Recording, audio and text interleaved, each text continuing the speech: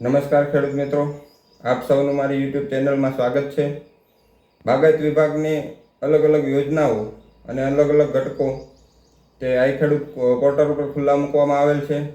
તેમાં આપણે આઈ ખેડૂત પોર્ટલમાં ડ્રેગન ફ્રૂટ એટલે કે કમલમ તેની ખેતીમાં સહાય માટે સરકાર સબસિડી આપી રહી છે।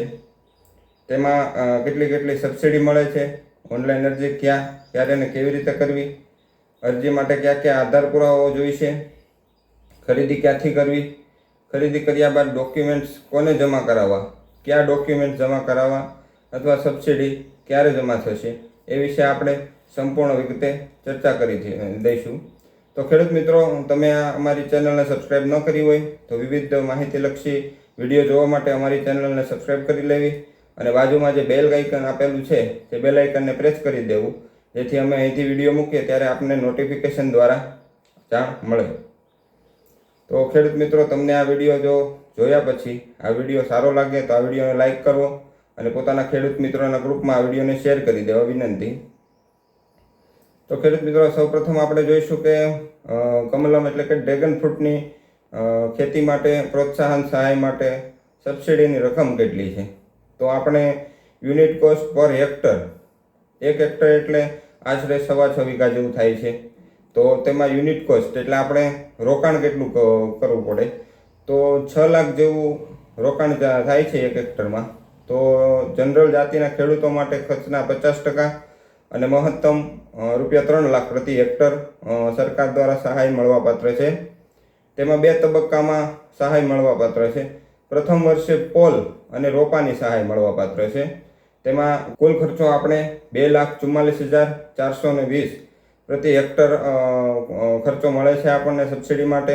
અને બીજા વર્ષે જે રકમ છે સબસિડીની એ હેડ રિંગ અને ટ્રેઝલિંગ વાયર એટલે કે આપણે જે પોલ નાખ્યો હોય કમલમ કે ડ્રેગન ફ્રૂટ માટે એના ફરતે જે ઉપર રિંગ મારેલી છે કે જેને આધાર માટે, તેના સબસિડીની માટે 55,580 એટલે ₹3 લાખ 2 તબક્કામાં, પહેલા વર્ષે અને બીજા વર્ષે 2 તબક્કામાં સહાય ચૂકવવામાં આવશે।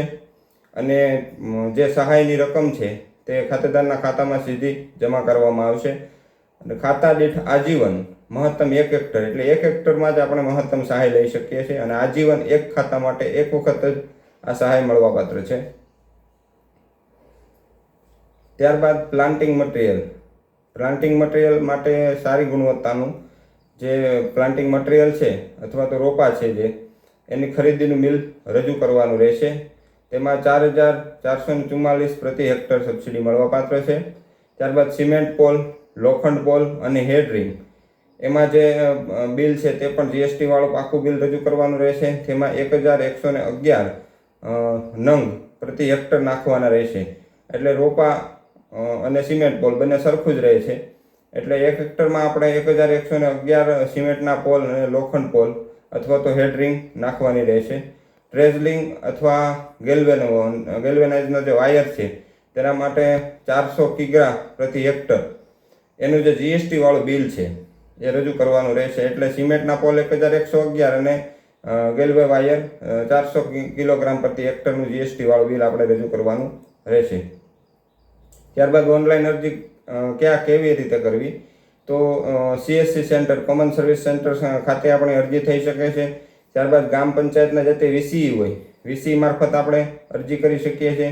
ત્યારબાદ સાયબર કેફે એમાં પણ અરજી કરી શકીએ છીએ અને પોતાની જાતે પણ અરજી કરી શકીએ છીએ। પોતાની જાતે જો આપણે અરજી કરવી હોય ઘરે બેઠા અને ફ્રીમાં આપણે અરજી કરવી હોય તો આપણે આપણી ચેનલમાં એક વિડીયો નાખી દીધેલો છે, તે વિડીયો જોઈને આપણે પોતાની જાતે પણ અરજી કરી લેવી, તો એ વિડીયો જોઈ લેવો।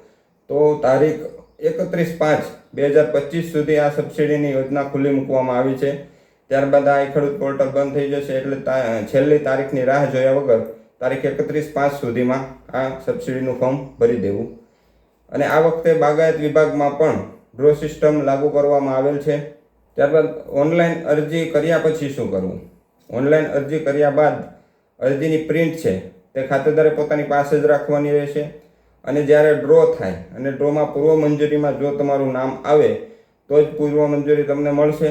એટલે પૂર્વ મંજૂરીની ત્યાં સુધી રાહ જોવાની રહેશે। પૂર્વ મંજૂરી મળ્યા બાદ જે પૂર્વ મંજૂરીમાં દર્શાવેલ જે તારીખ હોય એ તારીખમાં જે એટલા દિવસો આપેલા હોય એટલા દિવસોમાં જે વાવેતર છે, સિમેન્ટ પોલ કે નાખેલો કે વાવેતર જે રોપાનું છે તે પૂર્ણ કરવાનું રહેશે અને સમય મર્યાદામાં આધાર પુરાવો એટલે કે ડોક્યુમેન્ટ્સ જમા કરી દેવાના રહેશે. આપણે ખરીદી રોપાની ક્યાંથી કરવી? તો સરકારશ્રી દ્વારા માન્ય જે રોપાની જે ગમે તે સંસ્થા હોય અથવા તો સરકારી જે શું કહેવાય બાગાયતના જે નર્સરી હોય તેમાંથી તમે સરકાર દ્વારા માન્ય જે નર્સરી હોય તેમાંથી આપણે ખરીદી કરી શકીએ છીએ. અને આ માન્ય કરેલ નર્સરીઓની અથવા તો જે માન્યતા કરેલ સંસ્થાઓની વિગત છે તે આઈ ખેડૂત પોર્ટલમાંથી આપણે મેળવી શકીએ છીએ. તો જમા કરવાના ડોક્યુમેન્ટ્સ તેમાં આપણે શું જોઈશે?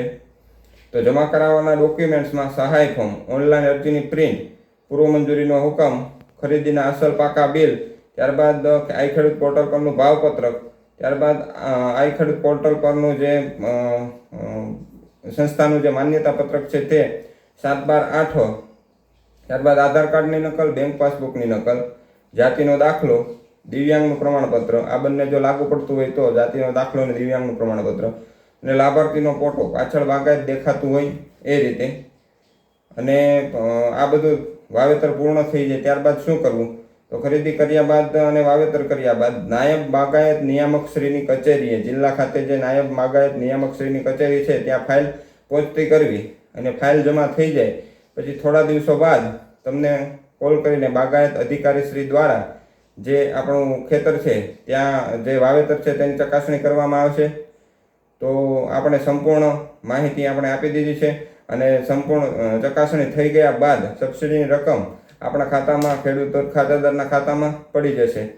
જો ખેડૂત મિત્રો તમને આ વિડીયો સારો લાગ્યો હોય તો આ વિડીયોને લાઈક કરવો, પોતાના ખેડૂત મિત્રોના ગ્રુપમાં આ વિડીયો શેર કરવો અને તમને આ વિડીયો સારા લાગતા હોય તો આ ચેનલને સબસ્ક્રાઈબ કરવી. જય જવાન, જય કિસાન.